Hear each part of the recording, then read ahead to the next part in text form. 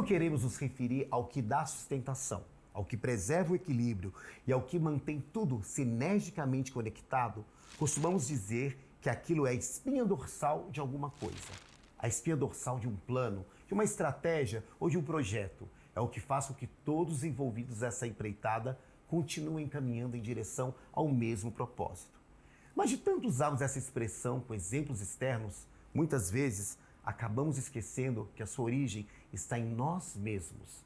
Que da mesma forma que o seu bom funcionamento é de extrema importância para o sucesso de uma tarefa, como por exemplo, construir uma ponte ou erguer um prédio, ele também é para o nosso corpo extremamente importante, porque sem ela, a nossa espinha dorsal, nós não existiríamos. E nem o prédio, e nem a ponte, e nem a passarela. Afinal, não é ela que faz parte do corpo humano, e sim o corpo humano que faz parte dela. Está começando Reinvenção pela TVWA. E hoje a gente vai falar sobre novos tratamentos para a nossa boa e velha coluna vertebral. Para falar disso com a gente, eu trouxe aqui o especialista no assunto, o doutor Marcelo Perocco. Como é que você está? Tudo bem? Tudo bem. Prazer em estar aqui com vocês da TVWA. E você sabe que é a primeira vez que eu vou falar sobre espinha dorsal, eu não sabia dessa importância toda. Sou uma pessoa extremamente ignorante no assunto. Eu acho que vai ser muito esclarecedor. A gente fala em espinha dorsal, mas não pensa nela como uma estrutura, como a base de tudo. Tanto no corpo humano, até como no prédio, numa construção, não é verdade? Sim, claro. A espinha dorsal é o que permite toda a conexão, a posição ereta da gente, o caminhar, movimentar os braços, as pernas, toda a musculatura, todos os nervos do corpo. Todas as informações passam pela espinha, pela coluna vertebral, né? A gente tem esse termo espinha dorsal, o nome é coluna vertebral e a gente acaba levando essa expressão para o dia a dia de a espinha dorsal porque realmente é o que sustenta o ser humano em pé. Então, até por isso que a pessoa fala, às vezes, a espinha dorsal de um planejamento, de um projeto, tem isso. Mas antes, vou fazer sua apresentação, sua bio, que é muito importante saber o seu currículo, né? Por que você está aqui e, pelo jeito, impressiona muito. Olha só, gente, ele é um neurocirurgião especialista em cirurgia minimamente invasiva da coluna vertebral. Formado pela UNOeste de Presidente Prudente, ele realizou diversos treinamentos em cirurgia invasiva da coluna vertebral nos Estados Unidos, na França, na Alemanha, na Coreia do Sul e também no Chile, praticamente o mundo todo. E atualmente ele atende uma clínica própria, olha que chique, e no Hospital Beneficência Portuguesa em São Paulo. Olha só que impressionante, muitíssimo obrigado de ter expert aqui em coluna vertebral, em espinha. Me fala uma coisa, como é que você escolheu essa vertente? O que te chamou mais atenção para trabalhar com isso? Sim, a formação do neurocirurgião inclui crânio e coluna, né? Então, crânio e coluna. Como que é isso ao mesmo tempo? A neurocirurgia, tudo que está relacionado ao sistema nervoso, tanto central quanto periférico, é tratado pelo neurocirurgião quando tem uma abordagem cirúrgica. Então, a neurocirurgia cuida de problemas no cérebro, né, no crânio, na medula, que está na coluna vertebral, e também nos nervos periféricos. Então, tudo que está relacionado ao sistema nervoso, a neurocirurgia cuida disso. Eu fiz a medicina, o meu pai é neurocirurgião aposentado, acabei me inspirando no meu pai e a gente optou por seguir esse mesmo caminho. É uma coisa de genética, então um puxou o outro, na verdade. Eu acabei indo no mesmo caminho do meu pai e optando pela neurocirurgia. A espinha dorsal da família, então, é isso? Sim, a espinha dorsal da família é a neurocirurgia. Ó, tem várias perguntas aqui, porque eu realmente sou muito leigo no assunto, é que a gente está perguntando. Qual a importância da coluna vertebral e o que ela faz que a gente não vê ou que não damos conta, né? Porque a gente não sabe muito bem sobre isso. Sim, a importância da coluna vertebral é que dentro dela, no interior da coluna vertebral, passa o sistema nervoso. Então temos a medula e em cada nível da coluna temos os nervos saindo. Ou seja, na coluna cervical, os nervos que vão para o braço, que vão formar o plexo braquial para a gente poder mexer as mãos, mexer os braços. Na coluna torácica, os nervos que vão fazer toda a inervação dos órgãos, da movimentação da caixa torácica, dos músculos da respiração. E na coluna lombar, temos os nervos que vão formar o plexo lombar, que vai formar o nervo que vai para a perna, que todo mundo conhece quando tem uma crise que fala, eu estou com uma crise de dor no ciático. O ciático é o nervo mais importante da perna, que é formado por esse plexo lombar. Então, a coluna é importante por estar sendo assim um estojo ósseo que protege o sistema nervoso, por onde vai sair todos os nervos que vão inervar toda a musculatura, todo o sistema nervoso, para a gente poder mexer, correr, andar, sentir calor, temperatura. Até isso, eu não sabia sobre isso. Sim, a medula nossa, ela leva todas as informações para o cérebro e traz todos os estímulos para o corpo. Então, assim, quando você está com frio, existe um trato na medula que é uma via, é como se fosse um caminho que mostra pra gente que tem uma alteração de temperatura. Então tem um trato, né, um caminho na medula que mostra o tato, por exemplo. Ah, eu peguei e apertei sua mão. Você sente porque essa informação foi por esse caminho. A temperatura vai por esse caminho. Entendeu? Então assim, a conexão para o a cérebro... dor, você se machucou. E vice-versa, Isso, é mais ou menos isso. Isso, você tem no cérebro, quando você vai dar uma estudada no assunto, tem vias aferentes e eferentes. Essas vias são as vias que vêm da periferia e levam a informação para o cérebro, e aquela via que vem do cérebro e fala, olha, você precisa mexer a perna para andar. Olha, eu vou chutar essa bola com mais força. Olha, eu vou fazer um carinho aqui nessa criança mais devagar porque, né, olha, eu vou mexer num machucado. Então, tudo isso é o sistema nervoso que controla através da medula, através dos nervos. Então, um movimento mais fino, um movimento mais pesado, tudo isso vem através do nosso sistema nervoso. E a coluna vertebral é de extrema importância por ser o estojo que protege toda essa estrutura, né? A medula está ali protegida. Quando a pessoa sofre um acidente, ela tem um trauma, hack de medula, de coluna, né? Hack medular. Então, assim, fratura o osso, comprime a medula e a pessoa tem aquele déficit neurológico, ou quando o trauma é menor, às vezes a pessoa não tem um trauma com tanta intensidade, não machuca a medula, mas tem uma fratura ali que, corrigindo, não vai causar um déficit neurológico. Então, é isso que acontece. A maioria das pessoas nem sabiam disso. Aí pergunta aqui, coluna vertebral ou espinha dorsal? É a mesma coisa? Tem alguma diferença? É assim, espinha é porque na coluna nós temos aquele ossinho que a gente palpa assim e parece uma espinha mesmo, né? Um espinho, né? Então por isso chama espinha. Dorsal seria a parte de trás do dorso, das costas. E nós temos a coluna vertebral, que é o nome mais científico, mas coluna vertebral ou espinha dorsal é a mesma coisa, porque a espinha dorsal é por conta desses prolongamentos É mais ósseos. popular, então, falar espinha dorsal. Porque você tem uma estrutura na vértebra, que é aquela parte de trás que parece um espinho mesmo, e dá o nome de espinha. Dorsal por estar atrás, entendeu? Mas o nome é coluna vertebral, porque é formado uma coluna por vértebras. Coluna vertebral. Ou espinha dorsal, é a mesma coisa. Que é mais chique. São sinônimos, né? É mais habitual a gente falar coluna vertebral, mas espinha dorsal acabou sendo um termo, igual você falou, mais popular. que assim, a espinha dorsal é assim, tipo, quebrou aquela espinha dorsal, arruinou o projeto, né?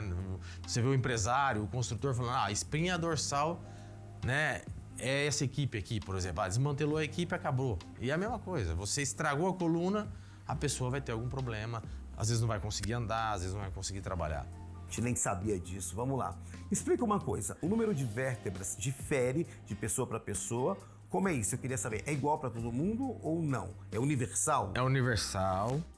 Você tem segmentos da coluna. Nós temos coluna cervical, coluna torácica ou dorsal também, e coluna lombar. E aí depois você tem o sacro.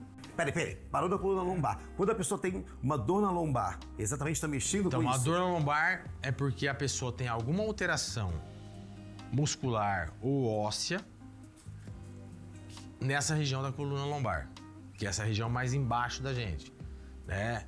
Na parte de baixo do tórax até o quadril é a coluna lombar. E depois tem o sacro, que é aquele osso triangular que ele conecta os ossos da perna, que seria o ilíaco, né? Que o pessoal chama de bacia, porque realmente forma uma bacia.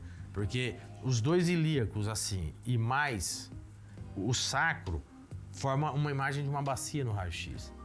Então, teve uma fratura de bacia.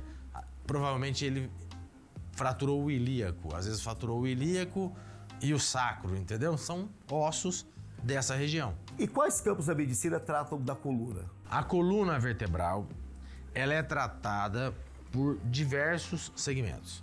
Os casos cirúrgicos normalmente são tratados por ortopedistas com especialização em coluna ou neurocirurgiões com especialização em coluna. Quando não são problemas cirúrgicos, tem aí os fisiatras, tem aquela quiropraxia, que não é medicina, mas é uma especialidade, um curso. Funciona? Funciona muito bem. Super bem. A quiropraxia é um curso da área da saúde. Por exemplo, nos Estados Unidos você faz primeiro uma faculdade que chama pré-med, depois você pode fazer medicina ou você pode fazer quiropraxia, por exemplo. Entendeu? Então a quiropraxia é uma formação da área de saúde que mexe com a coluna, mexe com as articulações, mexe com a parte muscular, alinhando, colocando na posição mais correta. Então, quando não é um caso cirúrgico, que nem o ortopedista nem o neurocirurgião vai ter condição de resolver, na parte médica a gente tem o fisiatra, que é um médico que faz mais a parte de reabilitação clínica, passa medicações, trata a dor desse paciente, indica tratamentos de fortalecimento muscular. Ou temos também essa outra área da saúde, que não é uma especialização médica, nem uma especialização de um fisioterapeuta, por exemplo. É um curso específico de quiropraxia. Aquela pessoa que trata a coluna e usa acupuntura, funciona? Funciona. Para dores, você tratar a dor da coluna com acupuntura, você tem acupunturistas que são médicos, acupunturistas que são, por exemplo, dentistas, né, que tratam mais a parte de dor facial. E você tem acupunturistas que fizeram o curso de acupuntura e que são quiropratas ou fisioterapeutas. Para tratamentos clínicos, a acupuntura funciona muito bem, porque a acupuntura estimula pontos que vai trazer um conforto para o paciente por tirar a dor ou por relaxar uma musculatura que às vezes essa musculatura está tensa por conta de um problema na coluna, de postura, algum desvio que a pessoa já tem, entendeu? Tem algumas profissões que prejudicam mais a coluna, não tem? Tem. Tá muito mais sentado, como é que é isso? Sim, profissional que pega muito peso, a gente acaba tendo muito problema na coluna lombar ou até na cervical, por exemplo. O cara trabalha numa montadora de carro soldando, ele fica olhando para cima e essa hiperextensão do pescoço acaba machucando mais a coluna do que um indivíduo que trabalha noutra função. Tipo câmera de TV, um cabeleireiro, um maquiador também tem isso? Muito. Todo mundo tem um problema na coluna, né? Assim, a coluna por si só, ela vai envelhecendo sem você fazer nada. Ela tem uma degeneração normal. Eu digo assim, que seriam as rugas da coluna, né? Aos poucos vai estragando os discos, vai estragando a parte óssea, as articulações vão ficando mais hipertrofiadas e vai causando os problemas que aparecem na coluna. E é um caminho sem volta. É um caminho sem volta, mas que você consegue retardar esse envelhecimento da coluna. Você consegue retardar esses desgastes, fortalecendo a musculatura, orientando as empresas em relação à postura dos funcionários, uma cadeira adequada, um computador na altura. Essa questão da postura, a gente tem visto muito aumento da coluna cervical com problemas, porque todo mundo fica nos tablets, nos celulares, nos smartphones, só aqui. Então, o cara tem problema na coluna cervical, aumentou muito o número de tendinite, porque todo mundo fica digitando ali só com o dedão, né? Então, tudo isso são lesões da modernidade. Né? Então, assim. Que pouco a pouco vai dando mais problema. Aos poucos vai machucando e o ser humano, ele tem culturalmente uma tendência a viver com a dor, né? Ele vai se adaptando. Me tá doendo, mas eu tomo um remedinho, faço um alongamento aqui e melhora. Vou levando, nem faz um exame para ver o que está acontecendo. E muitas vezes, quando ele chega para o especialista em coluna, ele chega assim com uma perna fraca, com um braço fraco, chega com uma história às vezes de 6 meses, 1 ano, 2 anos de dor num braço. E aí quando esse braço já está às vezes perdendo a força, ou a perna está mancando, aí ele procura o médico. Mas é um pouco tarde demais. Às vezes é tarde demais, por quê? Uma coisa que eu sempre explico para os meus pacientes assim, o nervo, como ele traz informações, igual eu te falei no começo, que várias vias, então o nervo é como se ele fosse um cabo elétrico, ele tem vários fiozinhos lá dentro. Cada um vai para um canto. E quando você tem o nervo, que vai ser comprimido por um problema na coluna, é um nervo que a gente já considera ele um nervo periférico, ele está saindo já do sistema nervoso. Então, esse nervo, ele já pela natureza, o que tem que vir primeiro? Um sinal de alerta. Alguma coisa do não que vai um indo bem. problema. Então, assim, a dor, ela é um sintoma mais importante. Porque se o paciente tem dor, é porque ele tem uma compressão do nervo. E aí ele vai convivendo com a dor, esse nervo vai sendo apertado. E aí, pra gente entender, assim, o que acontece? Esse monte de fiozinho que tem, as fibras sensitivas são mais externas. E as fibras motoras são mais internas. Então, se você tá com dor, você tem que resolver o porquê que te tá doendo. Agora é o alerta, é o pedido de socorro do Isso, corpo. porque o interior do nervo é aquela parte motora. É a parte que te dá o movimento. Então, chega uma hora que aperta tanto que você nem sente mais dor. Porque já ficou anestesiado. E aí você começa a perder a força do nervo. E aí você começa a ter uma perda de força na perna, uma perda de força no braço. E aí você fala assim, vou procurar um médico. Aí quando procura o médico, ele vê o nervo tá totalmente esmagado. Aí faz uma cirurgia, faz um tratamento. Às vezes a força melhora um pouco, mas às vezes não melhora. Tá muito danificado, às vezes Entendeu? não tem jeito. Às vezes fica com um dedo mais anestesiado, uma região da perna mais anestesiada, porque já tá muito avançada a compressão. Na maioria das vezes, quando você descomprime, muitos desses sintomas melhoram. Mas esperar perder força, esperar ter uma fraqueza muscular, é meio que uma loteria. Quase fatídico Você já. pode não voltar a ter a força que você tinha antes, entendeu? Isso independente da idade também. Dependendo da idade, porque se a pessoa é jovem, tem uma hérnia de disco muito grande que comprime agudamente um nervo e ela fica com uma perda de força, fica com um déficit motor ali, se ela não opera logo esse nervo, esse déficit pode se perpetuar. Não é uma coisa assim que tem que operar hoje. O que causa uma hérnia de disco numa pessoa jovem? Tem alguma coisa, alguns Em fatores? esportes de impacto, tem um fator genético de ter mais uma fragilidade ligamentar, esse disco ser mais mole, mais fraco, né? Porque o disco, ele é composto por um anel fibroso e um núcleo, que chama núcleo pulposo. Esse anel, são fibras que ele vai se rompendo conforme a carga que você vai tendo. Então, um paciente mais jovem, às vezes faz musculação, joga bola, basquete, tem bastante atrito nesse sentido axial que a gente fala, né? Assim, de cima para baixo, os discos vão sofrendo um impacto maior do que numa pessoa que não faz tanto... O pessoal do balé, por exemplo, tem muito problema de coluna, em joelho. É porque eles forçam muito as articulações. E aí, esse forçar das articulações acaba dando uma hipertrofia dessas articulações e dando dor. Então, você, quando começa a ter dor, você tem que estar tratando essas lesões para minimizar isso. Entendi. Então, assim, tem isso, né? Os impactos. Não é para todo mundo ser nadador e ser bailarino, né? Nem fazer só pilates.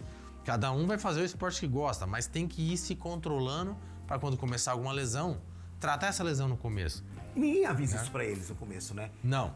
É difícil. Deveria ser obrigação do treinador, do técnico. Eu acho que a parte de medicina do esporte tinha que ser uma coisa mais preventiva, né? Deveria ter mais palestras nas academias, mais palestras nas escolas.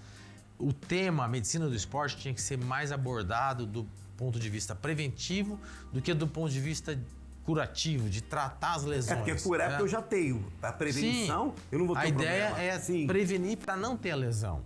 Né? Então, assim, a medicina esportiva já vem caminhando para esse caminho de ter uma prevenção do trauma do que você só ter um tratamento curativo, entendeu? Já é um pouco avançado já, né? Aí eu te pergunto aqui, quais os problemas da coluna vertebral que são mais recorrentes? O mais frequente é hérnias de disco e hipertrofia das articulações, hipertrofia das facetas que a gente fala. Muitas vezes o paciente tem dor na coluna, você faz um exame achando que é hérnia de disco, ele não tem hérnia de disco, ele tem uma hipertrofia dessas articulações, né? Assim, às vezes a postura vai ficando com as articulações do pescoço sobrecarregadas, causa uma hipertrofia nessas articulações e dá dor no pescoço, dá dor no tórax, dá dor na lombar. Mas até um período de tensão de trabalho também. Sim, porque muitas vezes as lesões musculares causam dor. Então, assim, às vezes tem muita dor, mas não tem uma lesão muito intensa na coluna. A lesão mais comum da coluna é a hérnia de disco. Agora, você também tem as lesões tumorais, neoplásicas, às vezes uma metástase, né? Porque vai muito câncer, dá uma metástase óssea. Então, assim, a gente sempre avisa. Tem dor na coluna, você tem que fazer um exame de imagem. Porque o exame de imagem vai mostrar se é só uma dor muscular, se tem alguma alteração nas articulações ou nos discos, ou se tem uma coisa mais grave, que seria o tumor. Meu Deus. Porque isso é importante, porque às vezes a pessoa fica tendo dor, tomando analgésico, e de repente começa a ter uma dificuldade para andar, vai fazer um exame e tem um tumor comprimindo os nervos. Então, assim, o exame de imagem é o que deixa o paciente e o médico tranquilo. Entendeu? Me fala uma coisa, isso é cultural do brasileiro ou é no mundo todo, assim, de procurar ajuda só no último momento? É assim, a maioria das populações do mundo afora que a gente vê, eles deixam muito para procurar na hora que precisa. O ser humano é assim. Mas alguns países da Europa e nos Estados Unidos, você vê uma prevenção maior do que aqui no Brasil. A palavra prevenção é muito importante em todos os casos, Sim. porque você prevenir para não ter que remediar. A medicina até mais caro. preventiva, a medicina preventiva, ela é muito mais barata do que a medicina curativa. Você pega o dinheiro de uma cirurgia de coluna, você faz prevenção em milhares de pacientes. Entendeu? Então, assim, é muito melhor você gastar o dinheiro de uma cirurgia de coluna, por exemplo, pegando 1.000 funcionários de uma empresa e fazendo uma reabilitação postural, tendo aulas de ginástica, por exemplo, 2 vezes por semana na empresa. É aquele momento até que, por exemplo, o funcionário pega, levanta da mesa e dá uma esticada, aquela alongada. Sim, isso ajuda muito. Ajuda, porque você ficar horas sentado, isso que eu ia dizer em relação às pessoas que trabalham sentadas.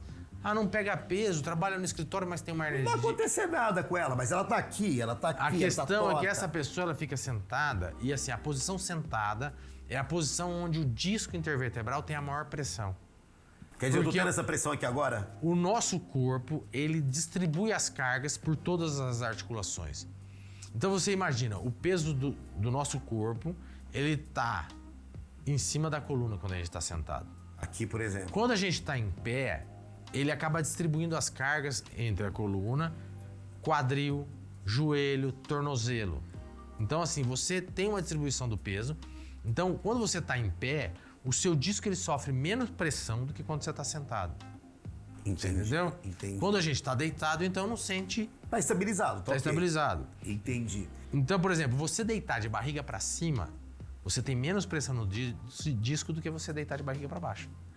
Então, assim, são trabalhos que fizeram que mostram que a postura do paciente influencia na pressão intradiscal.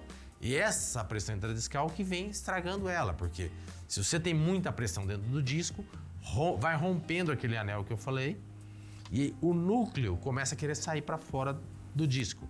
E a hérnia de disco é isso, você rompe esse anel, sai o núcleo e comprime um nervo. E agora me faz assim, uma coisa que a gente tem curiosidade, que até as pessoas falam errado. O que é o famoso nervo ciático? Ou que nem, tô com uma dor no asiático. O que é esse famoso nervo ciático? O que é isso? O asiático, né? O pessoal Ele fala chega... zoando isso.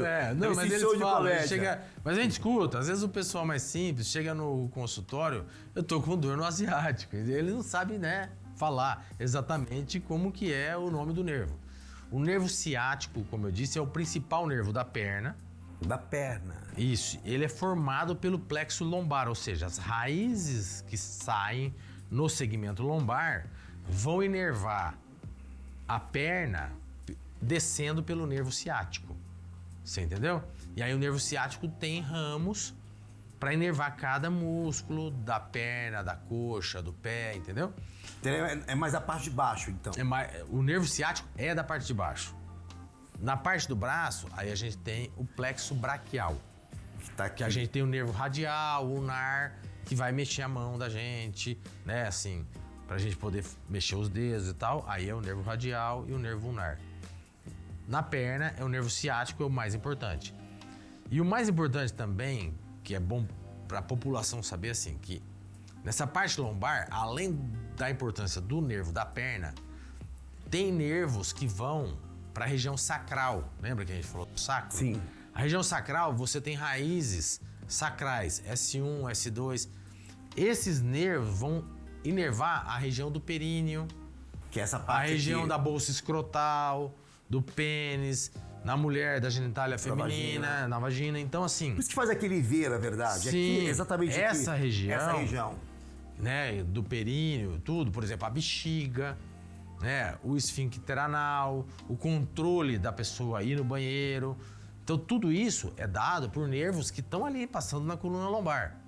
Então, se você comprime esses nervos, você pode ter sintomas não de dor na perna, você pode ter sintomas de uma anestesia na região do períneo, uma anestesia no órgão masculino ou no órgão feminino por um problema na coluna. E se você não trata essa Então, hérnia... como é que é essa anestesia do órgão feminino ou masculino? Como é que seria? Não, a pessoa pode ter uma diminuição da sensibilidade, assim, a pele ficar mais anestesiada, uma hipoestesia que a gente chama, né? A pessoa pode ter alteração de esfíncter e começar, por exemplo, a perder urina. Escapa o xixi, por exemplo, você entendeu? Por uma compressão do nervo. Porque os nervos da bexiga, os nervos da região toda perineal, por exemplo, do pênis, da vagina, todos os nervos dessa região são inervados por essas raízes que estão saindo na região lombar, nessa parte da região lombosacra. Então é muito importante que a compressão aguda desses nervos pode dar sintomas urinários, sintomas vesicais, por exemplo. E assim, nossa, mas tá escapando a urina por quê? Né? Então, tem outras doenças na coluna, que a gente vai falar mais pra frente, que dão sintomas muito mais em relação a esses esfíncteres, né, dessa parte mais baixa, do que apenas uma lesão na perna, uma dor na perna, entendeu? Nossa, uma coisa muito mais ampla, muito mais complexa. Sim, Como é que eu poderia saber que bem de repente, complexo. uma incontinência urinária faz parte de tudo isso, cara? É muito louco. Sim, porque tem urologistas que são especialistas numa coisa que chama bexiga neurogênica. Por que neurogênica? Porque o problema que está ali na bexiga, que essa incontinência urinária está sendo causada, é um problema desse nervo que inerva a bexiga. E às vezes é um problema só local da bexiga, e às vezes é um problema na coluna ou na medula que está comprimindo esse nervo e dando essa lesão. Entendeu? Deus do céu. Então, assim, a pessoa tem que estar muito mais esperta com uma incontinência urinária do que uma dor na perna. Você tá me dando uma espinha dorsal de conhecimento de coisas que eu nunca havia falado na minha vida. Sim, a coluna é... O sistema nervoso é muito vasto, controla tudo. Muito rico, muito Então, complexo. assim, daria para fazer diversos programas, diversos assuntos. Eu sou espinha dorsal de problemas da minha família. Se tirar isso, a minha família fica feliz, mais ou menos isso. tô brincando com você. Quais as causas mais comuns dos problemas relacionados à coluna? Então, as causas mais comuns são os problemas relacionados à sobrecarga da coluna, lesando o disco, lesando as articulações. E você falou que, até no começo que pode ser hereditário ou não também, Sim, né? porque o paciente que tem uma hereditariedade, essa coluna dele, a gente vê que envelhece mais rápido, que ela degenera mais rápido. Esse degenerativo vem da questão do envelhecimento da coluna. Então tem pacientes que têm uma doença degenerativa, ou seja, uma doença por envelhecimento dessa coluna.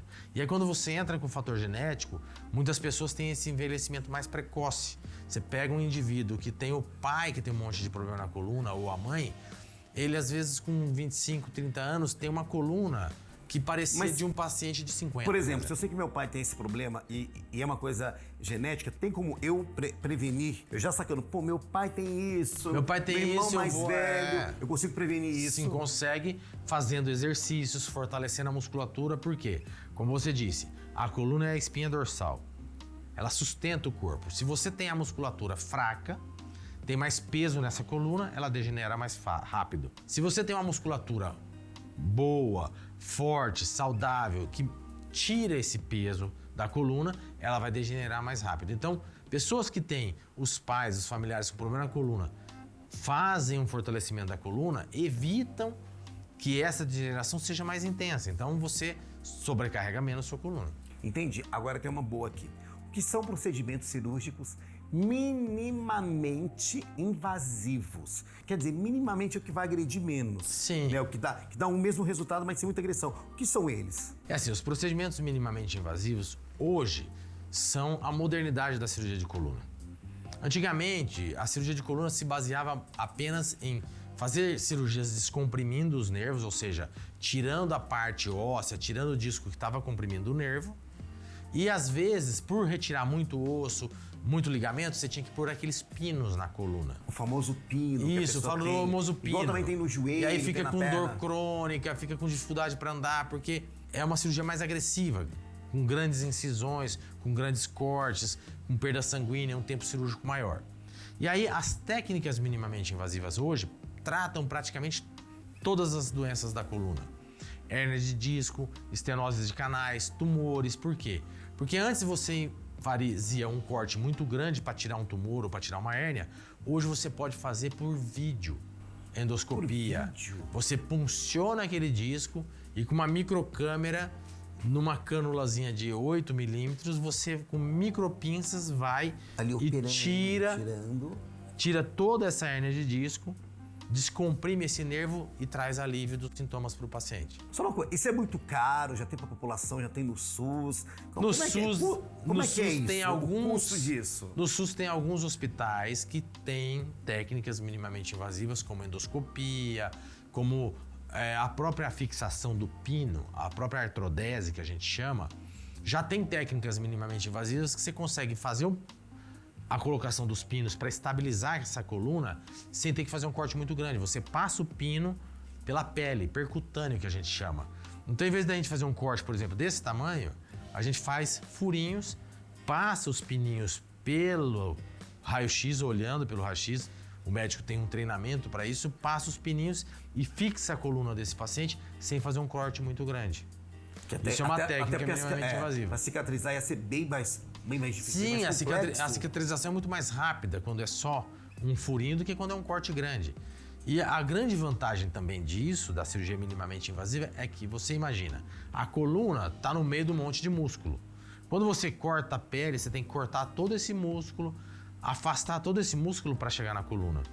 Nas cirurgias percutâneas, você consegue acessar a coluna sem destruir nenhum músculo. Pera, então quer dizer que aqui está o computador, aqui está você operando e você consegue ver tudo ao mesmo tempo. A gente vai vendo pelas imagens a imagem da coluna e a gente entra com uma agulhinha no osso do paciente, passa um fiozinho guia, passa uns dilatadores, ou seja, com esses dilatadores você não corta nenhum músculo, você faz como se você estivesse desfiando a carne, né? Você não pega uma carne, o bife, e desfia ele e consegue entrar no meio da carne, é a mesma coisa. A musculatura nossa é de fibras musculares, você passa uma agulha e aí você passa os dilatadores e esse caminhozinho que foi feito, você consegue introduzir os parafusos. Não tem como errar, então. Errar? Assim, mas qual é a chance disso? Então, com essa modernidade do erro? com essa modernidade, com as imagens, com as cirurgias assistidas por computador, a margem de erro vai caindo. Então, tipo, cirurgias da década de 80, que a margem de erro era em torno de 2%, 3%, isso caiu para menos de 1%, 0,3%, 0,4%, a incidência de erro, entendeu? Porque o médico, para fazer uma cirurgia percutânea, ele faz um treinamento. Esse treinamento é feito em bonecos, é feito em espécimes em laboratório, né, em laboratórios de anatomia, e depois que ele vai para a prática cirúrgica mesmo. E você fez esse procedimento? Você começou com aquela antiga, depois migrou para essa moderna? Você começou na antiga e aos poucos você foi acompanhando essa evolução? Isso foi a evolução natural da cirurgia de coluna no Brasil. Porque assim, no final da década de 90, começo dos anos 2000, só se fazia cirurgia aberta. Nos Estados Unidos já tinham tecnologias para fazer cirurgia percutânea, cirurgia minimamente invasiva. E essas tecnologias foram chegando aqui no Brasil e nós fomos fazendo. Depois de quanto tempo? Começaram a chegar entre 2010 e 2015, que foi o boom do monte de técnica minimamente invasiva.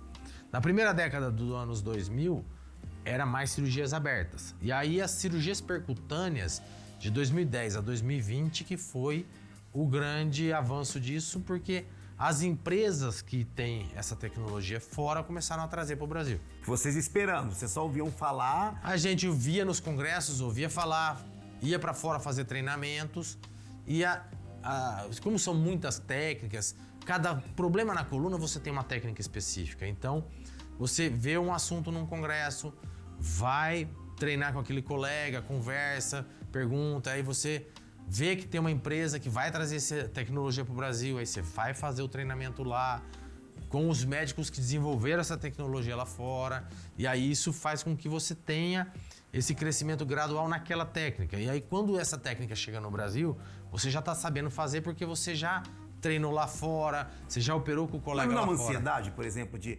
aprender isso lá fora e ter que esperar chegar no Brasil? É uma coisa... A raiva que deve dar no Sim, profissional. Fala, meu Deus, isso já existe nos Estados Unidos, por que não chega no Brasil? Quando é que eu vou conseguir fazer esse tipo de operação? A gente tem essa ansiedade e a gente vai vendo tecnologias e tá sempre em treinamento. Então você vai para um congresso, vê uma coisa nova, conversa com o colega que desenvolveu aquilo lá fora e vai trocando figurinha. Isso acaba, então, impactando no terceiro mundo, que acho que é o último a receber essas informações. Normalmente, a gente acaba tendo um delay aí, né? Demora um pouquinho para chegar no Brasil, mas como essa questão da internet, dos congressos internacionais acabaram facilitando muito, você viaja muito e acaba sempre querendo trazer logo as tecnologias para cá, e isso acaba sendo uma motivação para a indústria nacional trazer também. O cara pode ver pelo YouTube também, aprender o... Sim, você entra no YouTube e tem todas as cirurgias que eu tô falando lá, de colegas que desenvolveram o produto, o colega mostrando como que ele faz aquela tecnologia. Então, muitas vezes, a gente ia visitar um colega, a gente já tinha visto a cirurgia dele várias vezes no vídeo, né? Então, assim, com essa tecnologia toda de internet, que foi nesses últimos 10 anos, isso cresceu, acelerou muito o processo de aprendizado. Entendi. Existe uma faixa etária que mais apresenta problemas, que é normal, sem ser a gente falando de esportistas, de quem começa o esporte cedo. O adulto jovem, ele tem problemas mais relacionados à parte muscular. A parte de hérnia de disco, normalmente, é entre 30 e 50 anos. Que o paciente procura, é isso que a gente tem que mudar um pouco na mentalidade do pessoal. O adulto jovem, ele começa a ter problemas de dores musculares, mas o grande público que faz as cirurgias é entre 30 e 50 anos, que é quando aquele jovem não deu muita bola para a dor dele, começou a apresentar problemas mais graves e chegou a ter uma compressão mais intensa de um nervo e teve que operar. Entendi. Entendeu? Entendi. Mas essa faixa entre 30 e 50 anos é o que Mas tem mais. nas crianças também.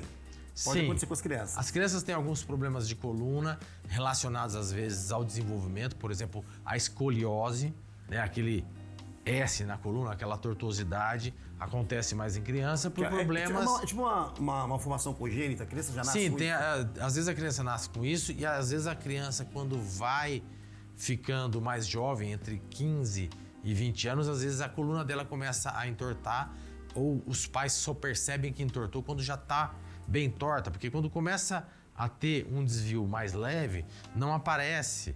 E ninguém vai pegar a criança e ficar fazendo raio-x para ver se a coluna está entortando ou não.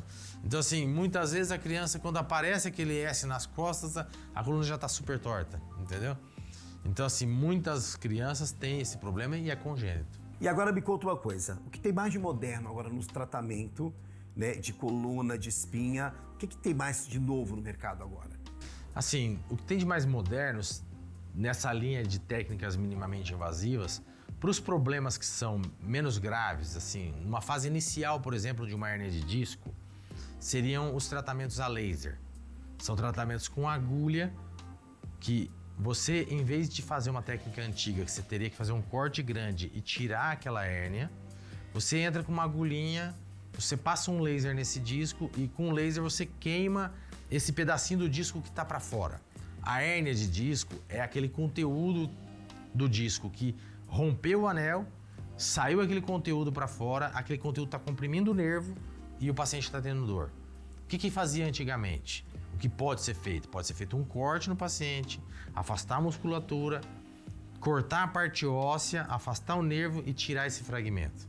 Ou seja, tem que fazer bastante coisa para você tirar esse fragmento que está comprimindo o nervo. Aí, nessa esteira de tecnologia, dependendo do tamanho da hérnia, você entra com uma agulhinha no disco, passa uma fibra de laser e com o laser você consegue queimar essa hérnia que está para fora, vaporizar isso e descomprimir o nervo sem ter que fazer corte nenhum no paciente, com apenas uma punção, apenas uma agulha. Não precisa nem dar ponto, se é uma hérnia pequena. Aí as hérnias vão aumentando de tamanho e vai aumentando a complexidade das técnicas. Por exemplo, se é uma hérnia maior, uma hérnia grande, extrusa, a gente pode fazer aquilo de puncionar e entrar com o microscópio, com a microcâmera, tirando aquele disco. E quanto tempo de cirurgia demora 30, isso? 40 minutos. E a pessoa tem um pós-operatório, pode ir para casa andando normalmente? Como é que é? A pessoa vai para casa no mesmo dia, pode andar normalmente. A gente só aconselha a usar uma cinta elástica e não pegar peso nas primeiras 4 semanas, até 6 semanas, que é o período que esse disco vai cicatrizar aquele rompimento que ele teve no anel, por onde saiu aquele conteúdo, vai cicatrizar esse disco e vai sarar aquela compressão que tinha. A gente retirou com o laser ou retirou com o endoscópio, dependendo do tamanho da compressão, e esse disco vai se cicatrizar de 4 a 6 semanas. Então, nesse período, a gente fala vida normal, pode caminhar, pode ir para o trabalho, mas não pega peso. Lógico, o cara trabalha de mecânico, a gente afasta ele esse período.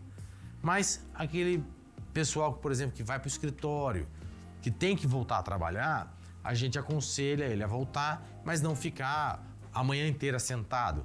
A cada 30, 40 minutos a gente fala para ele, ó, vai dar uma voltinha, tomar um café, né? Mas não pode tomar muito café para não voltar com a gastrite, né? Entendi, entendeu? Entendi.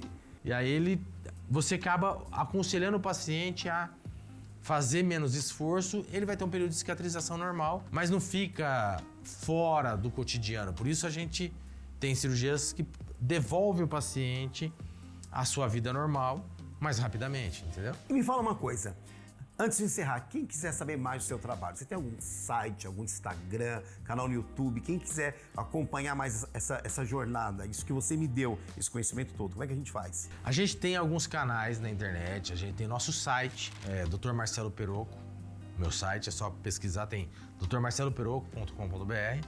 A gente tem nosso Instagram também, que é Dr. Marcelo Perocco.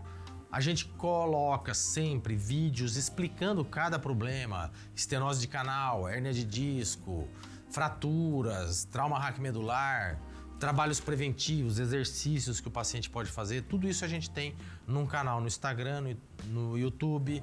Temos uma página no Facebook também, é só colocar Dr. Marcelo Perocco que aparece. Então você se sente, no final das contas, um reinventor de toda essa técnica, um cara que está sempre se reinventando nessa melhora da coluna vertebral, de tudo isso? Sim, eu procuro me reinventar nas tecnologias que eu tenho para oferecer para o meu paciente. A gente acaba copiando as reinvenções dos colegas lá fora, né? Então a gente acaba sendo um propagador dessas reinvenções. Às vezes copia, às vezes de uma cópia acaba sendo uma outra ideia. Sim. Então o estudo é infinito, a Com reinvenção certeza. é infinita. Você, às vezes, vê uma técnica que um colega faz, vê uma outra técnica que o colega faz, você acaba mesclando e inventando a sua técnica, utilizando, é claro, utilizando as tecnologias que o mercado tem disponível, né? Por exemplo, você falou da modernidade. Além dessas cirurgias a laser, a gente tem, por exemplo, as próteses de disco. Que você hoje tira um disco inteiro que está ruim e coloca uma prótese nova, sem ter que recorrer àquela cirurgia dos pinos de antigamente. Nossa, doutor, foi uma grande aula, né? Vou procurar mais saber sobre o seu trabalho. Queria muito agradecer a sua presença aqui no Reinvenção. Muito obrigado, eu que agradeço toda a disponibilidade de Mas vocês. posso fazer um elogio em particular? Sim. Embora você me dê uma linguagem extremamente técnica, foi muito fácil de entender. Sua didática é ótima, sua oratória é muito boa. A espinha dorsal do seu conhecimento, da sua oratória é perfeita. Obrigado. Precisa de nenhum tipo de cirurgia, tá bom? Muito Tá obrigado. ótimo, muito obrigado. Gente, esse foi mais um Reinvenção aqui com o Evandro Santo na TV WA. Toda semana aqui com uma novidade para vocês. E o programa de hoje chega ao fim, mas fiquem ligados porque semana que vem tem mais. Sigam o nosso convidado e prestem atenção. Qualquer dor na sua coluna vertebral, qualquer dor do ciático ou do asiático, preste atenção porque você pode prevenir e não remediar, que sai mais caro. Muitíssimo obrigado. Obrigado você por toda a atenção. Muito obrigado, gente. Até a próxima. O Evandro Santo.